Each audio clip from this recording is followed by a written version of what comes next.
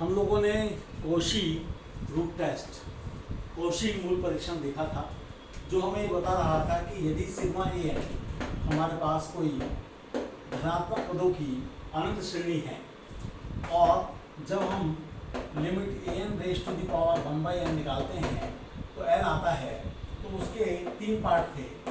n less than 1 है तो series convergent, l equal to 1 है, कुछ कह नहीं सकते यानी कि वो कन्वर्जेंट भी हो सकती है और डाइवर्जेंट भी हो सकती है, और l ग्रेटर देन 1 तो सीरीज डाइवर्जेंट है। ये बात हमने प्रूव की थी। आज उस पर आधारित कुछ प्रश्नों को हम लोग देखेंगे। हमें ध्यान होगा कि जब हमने तुलना परीक्षण की बात की थी और उसमें विशेषकर तुलना परीक्षण भाग 2 की बात की थी, जिसमें सिग्मा ए एन के करस्पॉन्डिंग एक सिग्मा बी एन चुना जाता था, तो उसमें हम ऐसे ही सवालों को लेते थे जिसमें ए एन का अलजेब्राइक फंक्शन, यानी एन और नंबर्स के जोड़ घटा गुणा भाग taking power taking nth root, उससे वो बनता। जहाँ तक मूल परीक्षण के सवालों का प्रश्न है, उसमें ऐसे प्रश्न हैं जिनमें कि पावर n या n स्क्वायर जैसी कुछ आ रही हो, ताकि उसका nth रूट लेने पर काम हमारा और सरल हो जाए। तो कुछ उदाहरणों से ये स्पष्ट होगा। तो पहला उदाहरण लेते हैं जिसमें कि सिग्मा एन सीरीज है और एन हमारे पास है n raise to the power 1/n minus 1 raise to the power n। तो अगर हम इसकी सीरीज को देखेंगे तो इससे limit an raise to the power 1/n limit n raise to the power 1/n minus 1 equal to 0 less than 1 implies sigma n raise to the power 1/n minus 1 raise to the power n converge करती है, यानी अभिसारी। ये हम आसानी से देख सकते हैं।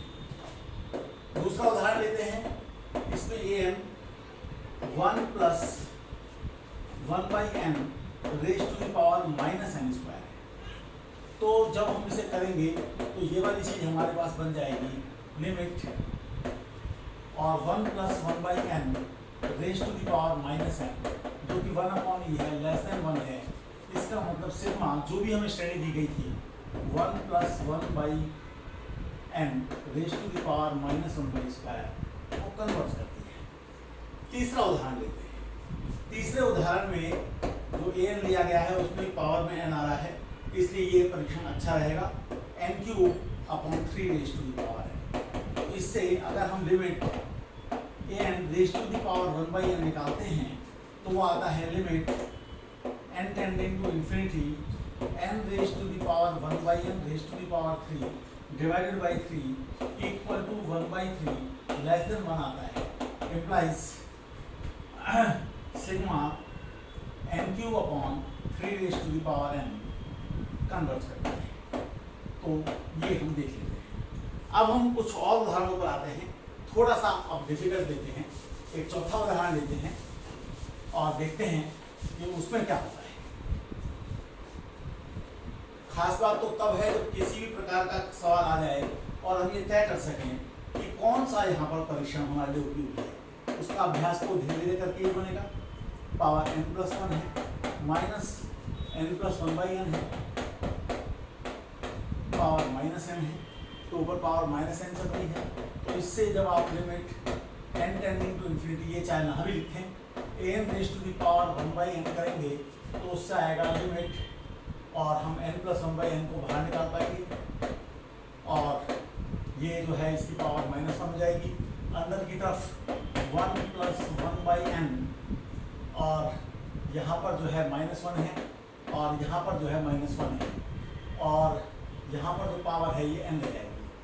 और जब ये हम इसको निकालेंगे तो ये तो 1 हो जाएगा और यहाँ पर ये क्वांटिटी e हो जाएगी, तो e-1/e-1 की पावर -1 ये आ जाएगा। तो ये हमारा लेस देन 1 हो जाएगा। तो इसका मतलब है कि ये श्रेणी भी हमारे पास कन्वर्जेंट हो जाएगी। यहाँ पर हमारे पास n जो है वो हमें ये दिया हुआ है। अब पांचवा उदाहरण लेते हैं। उसमें जो an है वो हमको दे रखा है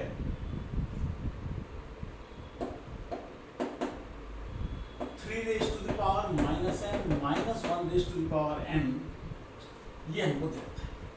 तो इसको मैं थोड़ा सिंप्लीफाई करने के लिए पहले n को ऑड ले लेता हूँ। तो n को जब ऑड लूँगा तो ये हमारा विषम लूँगा तो ये हमारा जो है -1 हो जाएगा, तो ये +1 हो जाएगा। n ऑड है यानी कि विषम है, और जब n सम होगा तो उस समय पर ये +1 बन जाएगा, तो -n -1 आ जाएगा। लेकिन दोनों ही स्थितियों में जब limit n tending to infinity an raise to the power 1/n लगाएंगे तो वो हमारे पास 1/3 ही आएगा, और वो लेस देन 1 है, इसका मतलब इस केस में सिग्मा an कन्वर्जेंट है। तो इस प्रकार से हमने जो सवाल लिए थे उन सभी में हम ये बताने में सफल हुए कि हमारी दी गई श्रेणी जिसका कि n पर दिया हुआ है वह कन्वर्जेंट है कि डाइवर्जेंट है। आगे हम कुछ और परीक्षणों पर आएंगे, और बाद में ये स्थिति बनेगी कि जब हम सारे परीक्षण देख लेंगे तो हम ये देखा करेंगे कि कोई दिया गया सवाल किस परीक्षण से सरलतापूर्वक हो रहा है, वह एक अभ्यास की बात है।